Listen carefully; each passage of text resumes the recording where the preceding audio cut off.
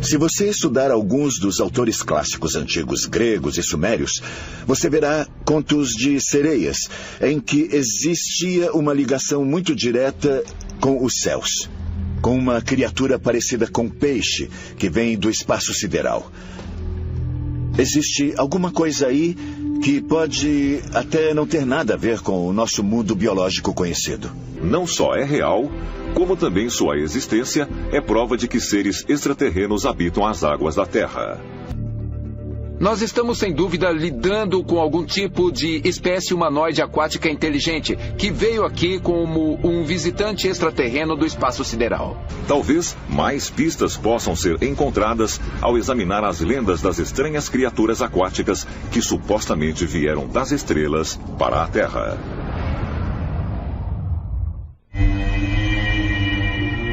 Província de Miyazaki, Japão. Maio de 2014. Na residência histórica Miyakonojo Shimazu, os restos mumificados de um animal marinho, com mãos e pés com membranas natatórias, foram postos em exposição pública. Descoberto em 1818, os ossos são os primeiros deste tipo a serem exibidos, e acredita-se que sejam do lendário Kappa, uma espécie de criatura humanoide anfíbia que supostamente habitava as águas do Japão. Esses restos são supostamente de um Kappa, que tinha sido morto a tiros em 1818 perto de um rio local. O Kappa, que significa filho da água, é uma criatura que geralmente tem 1,5 metro de altura. Ele tem pele escamosa e é geralmente da cor azul ou verde. Ele tem uma casca de tartaruga nas costas e tem um bico, assim como um tipo de carapaça em cima da cabeça, na qual sempre tem que carregar água. Se ele espirrar essa água, perde todo o seu poder e pode morrer dentro de um curto período de tempo. Então o Kappa é basicamente um demônio d'água. Acredita-se que o Kappa é muito malévolo, uma criatura muito violenta. E de fato as crianças são avisadas para ficarem longe de corpos d'água, senão o Kappa aparece para pegá-las e afogá-las. Embora os relatos do Kappa sejam raros nos tempos modernos, ainda existem avistamentos em áreas remotas, como na província Fukuoka. De fato, até hoje, placas podem ser encontradas perto de corpos de água por todo o Japão, alertando sobre o Kappa. Dizem que esses Kappas têm uma inteligência excepcional. Aparentemente, eles podem falar, apesar de ter um bico de ave. E agora, artefatos físicos reais do corpo do Kappa estão em exibição. Será que encontraremos marcadores genéticos que mostram claramente que ele pode não ser um animal terreno? É possível que os Kappas sejam similares a outras criaturas marinhas estranhas descobertas pelo HMS Challenger na década de 1870? Se a resposta for afirmativa, eles são nativos do planeta Terra, ou eles vieram para cá de algum lugar extraterreno. Talvez a resposta possa ser encontrada ao examinar os principais relatos históricos das sereias. Essas lendas sugerem que exista uma espécie altamente inteligente no oceano. E nós nem mesmo sabemos ao certo de onde ela vem. Talvez nossa definição de vida extraterrena seja limitada demais. E pode ser que essas espécies vieram aqui de algum outro lugar. É claro que grande parte do oceano ainda não foi bem explorada, então nós constantemente descobrimos criaturas novas e emocionantes que talvez antes possam ter sido apenas lendárias. Os relatos mais antigos de criaturas parecidas com sereias revelam uma ligação entre elas e seres que vieram do céu. Uma história da Síria antiga que data de 1000 anos antes de Cristo narra que a deusa Atargates desceu do céu e mergulhou em um lago para se tornar uma criatura, metade peixe e metade humana. E na mitologia grega, a deusa Afrodite é às vezes associada a seres parecidos com sereia. a evidência mais forte de que criaturas marinhas humanoides não só existiram, mas também vieram de algum lugar além da nossa Terra, pode ser encontrada na história da origem de outra criatura aquática que tem características humanas. Os Dogons da África Ocidental adoram os espíritos ancestrais que eles chamam de Nomo, as primeiras criaturas criadas pelo Deus celestial Ama. Descritas como criaturas anfíbias, hermafroditas parecidas com peixes, elas desceram das estrelas em uma nave acompanhada por fogo e raio. Existe uma história realmente incrível do Nomo, que desceu do céu em um furacão muito barulhento, que ao chegar aqui fez a terra tremer. E todo o conhecimento que esse povo tem foi dado a eles por este ser que veio num furacão do céu. Agora, isto é interessante porque nós temos tantas histórias de seres extraterrestres montados em nuvens que você tem que perguntar: o Nomo veio das estrelas? Eles eram seres extraterrenos que vieram à Terra para ensinar os Dogons? É por isso, talvez, que eles os chamem de mentores e professores? A lenda dizia que eles descreviam a estrela Sirius como sendo o ponto de origem deles e tinham informações muito acuradas sobre uma estrela anã chamada Sirius B, que nem era conhecida naquela época. Os Dogons diziam que quando o Nomo aterrissou e saiu da nave em que veio, ele quase que imediatamente entrou na água. Porque eles eram essencialmente humanoides com formato de peixe, parece que eles precisavam ficar na água. As descrições detalhadas do Nomo podem sugerir que ele era um extraterrestre que veio do espaço para habitar nossos oceanos? E ele pode ser o mesmo ser que é descrito nos relatos do Kappa e das sereias? Mas também que elas podem ainda estar entrando no nosso planeta através de portais subaquáticos.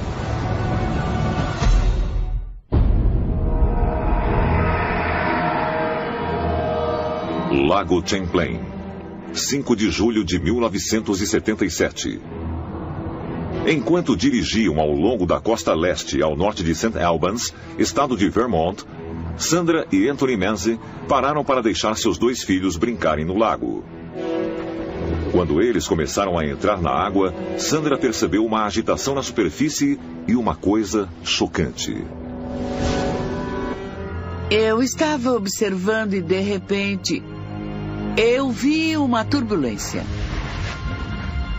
Alguma coisa emergiu na superfície da água e surgiu na superfície desse jeito, bem assim, a parte de trás da cabeça e do pescoço. Eu desci e foi aí que ele se virou para trás e eu tirei uma fotografia. A foto que Sandra Menzies tirou naquele dia é considerada por muitos a evidência definitiva de que o Lago Champlain é habitado por um monstro. O Lago Champlain tem esse nome em homenagem ao explorador francês Samuel de Champlain, e em 1609 ele afirmou que, durante uma expedição, viu uma estranha criatura emergindo das águas. Esse avistamento foi apenas o primeiro de centenas. E para muitos que acreditam que essas histórias são verdadeiras, a foto de Sandra Menzies é a prova derradeira de que o Champ realmente existe. Em 1981, foi avaliada a autenticidade da famosa foto no Centro de Ciências Ópticas, na Universidade do Arizona. O resultado da avaliação da Faculdade de Ciências Ópticas do Arizona foi que se trata de uma foto autêntica. Ela não foi adulterada, ela é genuína. Curiosamente, avistamentos de criaturas similares foram relatados por todo o mundo, como o Cresce e o Ogopogo no Canadá, o monstro marinho japonês Issy, o Mokele Mbembe, avistado na costa ocidental da África, e o monstro do Lago Ness, na Escócia. Um dos aspectos mais convincentes destes mistérios é que as descrições são muito parecidas. E nós estamos falando de décadas de avistamentos, somando milhares deles. Para mim, isso indica que estamos lidando com variações da mesma espécie aqui. Estamos falando de uma população mundial. É possível que o fato de essas histórias de monstros marinhos similares contadas pelo mundo todo, existe evidência de que essas criaturas podem ter origens extraterrenas. A história do monstro do Lago Ness me lembra um avistamento de OVNI que ocorreu no norte de Nashville na década de 1990. Um homem ouviu o som da chuva batendo no telhado e ele saiu de sua casa. Era uma noite perfeitamente clara. Ele olhou para o céu e viu um OVNI gigantesco que estava atirando em uma criatura que estava no seu deck. Ele disse que parecia um monstro snorkel de um pé porque parecia a tromba de um elefante com um pé só. No boletim da polícia, o homem descreveu que o monstro girou num redemoinho ou uma bola de luz e desapareceu.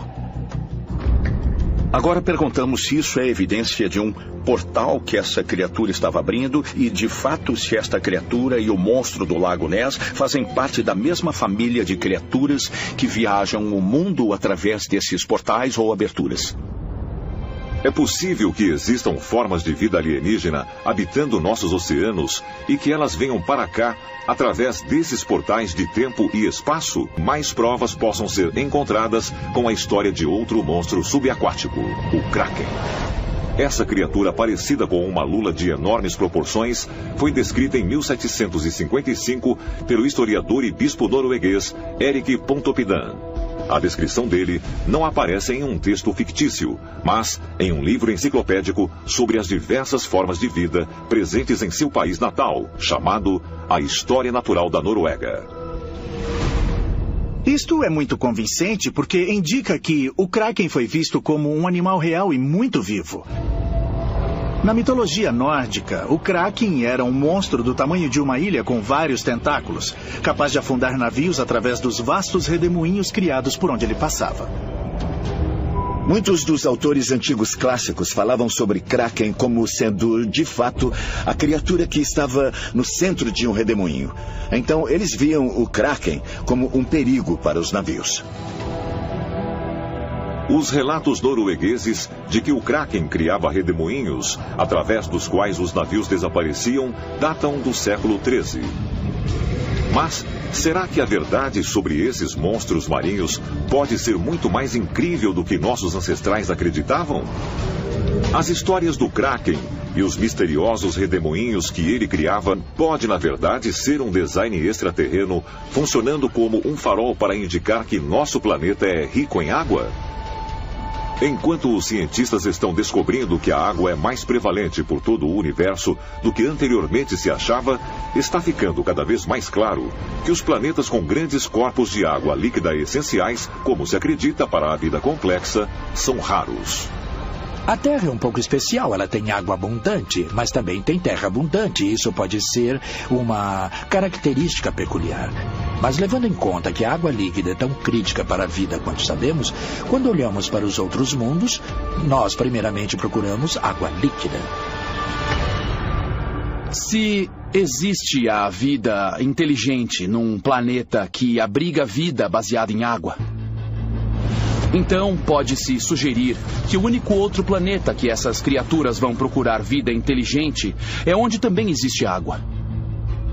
Parece que estamos muito obcecados em encontrar vida em outros planetas, mas ainda existe muito potencial aqui na Terra. Se existe alguma coisa que nós aprendemos da história é que tudo é possível. Não podemos descartar a possibilidade de que, em algum lugar nas vastas profundezas inexploradas do oceano, existe uma forma de vida altamente inteligente e extremamente perigosa que nós nunca vimos. Alienígenas do fundo do oceano, se assim quiser chamá-los. 75% do nosso planeta é oceano. Acho que Jacques Cousteau disse que esse deveria ser o planeta oceano e não Terra. Nós apenas conhecemos cerca de 10% de tudo que realmente vive no nosso oceano. Hoje, quando analisamos mais a fundo nosso sistema solar, percebemos a importância do H2O. E essa água não é apenas uma força de vida para nós, mas possivelmente para outros organismos dentro da galáxia. E sabendo que nossos oceanos são tão fundos quanto de fato são, é possível que haja um mundo totalmente novo de exploração nos esperando. Nós podemos até descobrir que há outras raças vivendo no planeta Terra. mas nas partes profundas dos nossos oceanos. É possível que os extraterrestres habitem nossas águas no mundo todo? É possível que peixes exóticos, monstros marinhos horripilantes e até mesmo criaturas humanoides tenham vindo para o nosso planeta através de portais submersos? Talvez, quando nós finalmente fizermos contato com seres alienígenas, isso não ocorra nos rincões mais longínquos do espaço, mas sim bem aqui, nas profundezas da Terra.